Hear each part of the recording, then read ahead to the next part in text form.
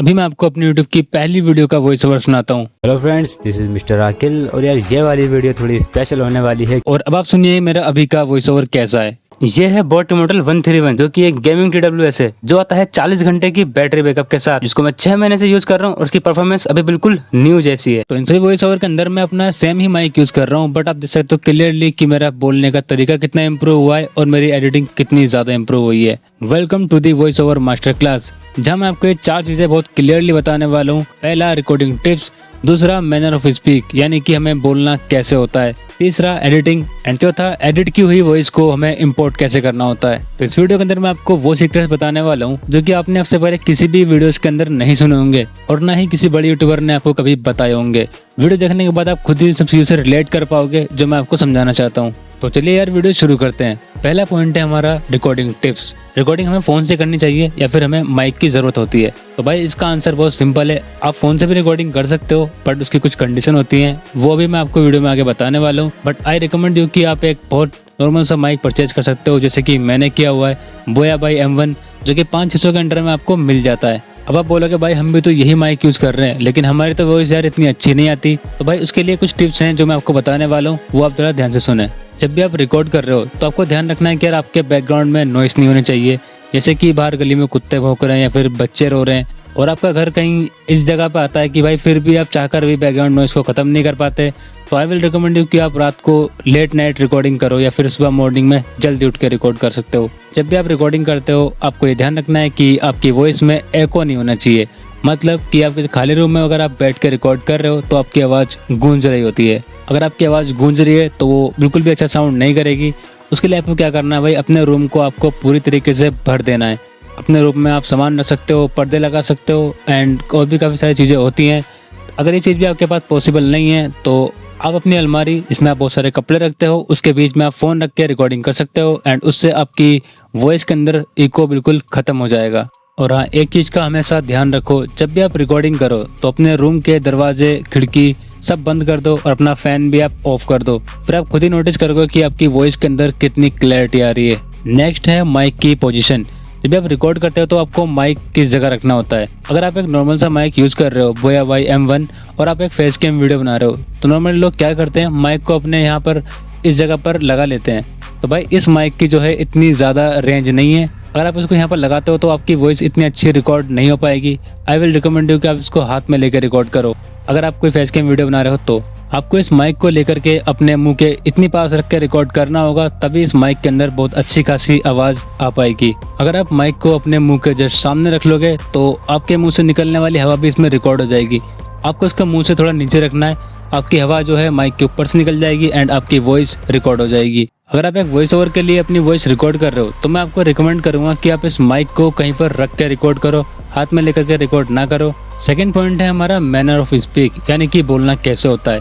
मैं तो नहीं कह रहा कि भाई मैं बहुत अच्छा खासा बोल लेता हूँ, लेकिन हाँ इतना है कि मैंने पहले से काफ़ी अच्छी खासी इंप्रूवमेंट करी है और आगे भी मेरी इंप्रूवमेंट और ज़्यादा होगी। आप किसी भी यूट्यूबर की पहली वीडियो जाकर आप चेक करोगे और आपकी रिसेंटली वीडियोस चेक करोगे तो आप क्लियरली नोट कर पाओगे कि पहली वीडियोस के अंदर और अब में उसका बोलने का तरीका कितना ज़्यादा इंप्रूव हो चुका है।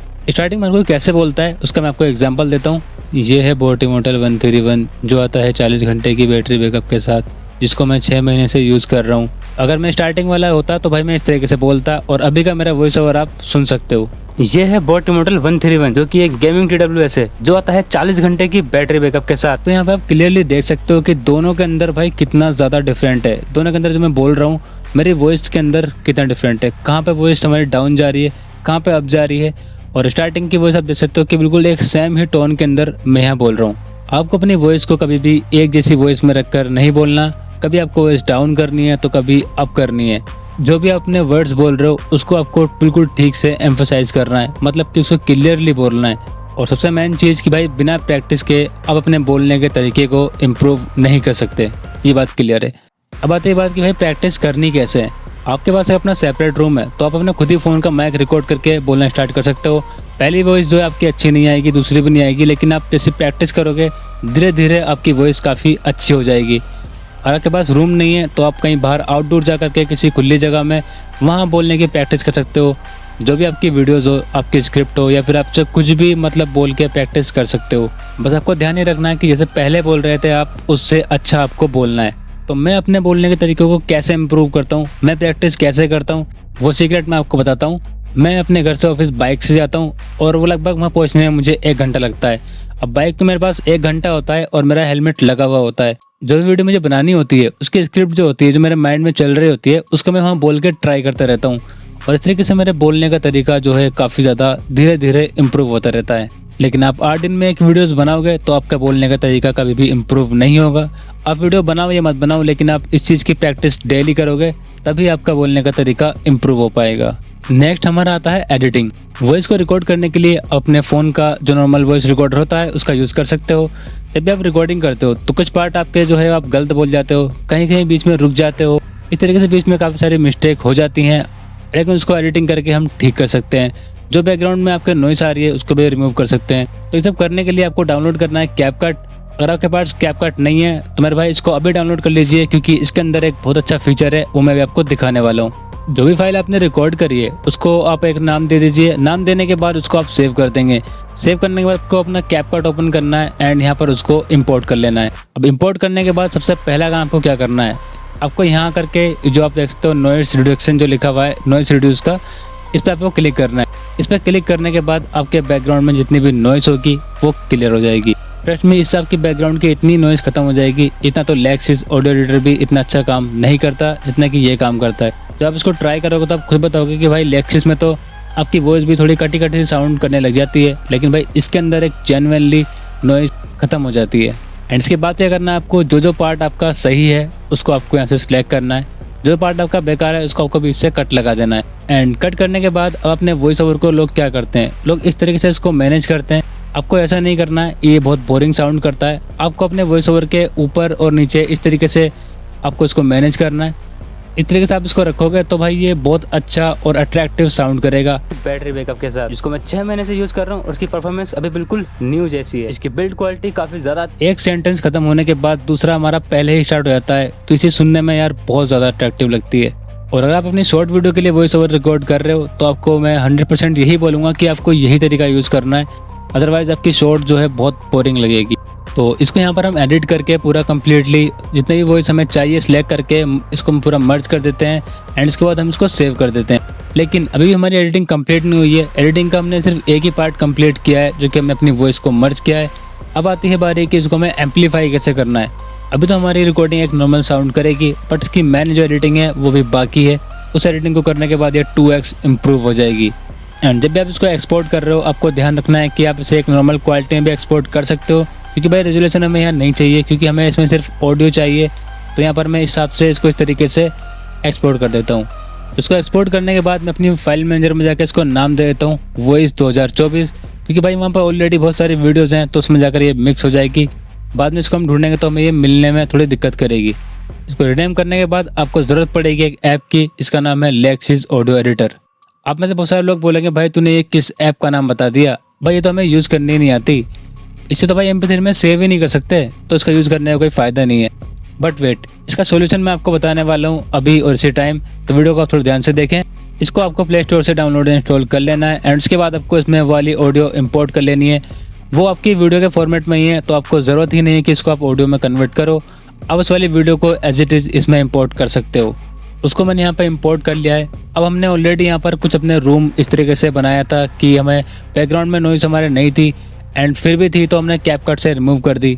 एंड अभी भी आपको लगता है कि मेरी वॉइस के अंदर बैकग्राउंड नॉइस है। अब आपको 3 डॉट पर क्लिक करके इफेक्ट में जाना है और नॉइस रिडक्शन जो है आपको इसको सिलेक्ट कर लेना है। जो सेटिंग है मैंने कर रखी है, आप बिल्कुल ये एज इट इज़ कर सकते हो। अगर आपको लग रहा है कि भाई थोड़ी बहुत ऊपर नीचे करनी है तो आपको इस वाले को 1-2 पॉइंट ऊपर नीचे कर सकते हो। वैसे तो आपको इसकी ज़रूरत ही नहीं पड़ेगी जब आप कैपकट में अपना नॉइस रिडक्शन यूज़ कर लोगे, बट मुझे ये कवर करना फिर भी ज़रूरी था। अब तो सबसे मेन काम हमें यहाँ पे करना है। अब आपको फिर 3 डॉट पे क्लिक करना है एंड 3 डॉट पे क्लिक करने के बाद नीचे आपको एक ऑप्शन दिखाई देगा इक्वलाइजर एंड एम्पलीफायर। इस पर आपको क्लिक करना है। क्लिक करने के बाद भाई इसकी सेटिंग बहुत सिंपल है।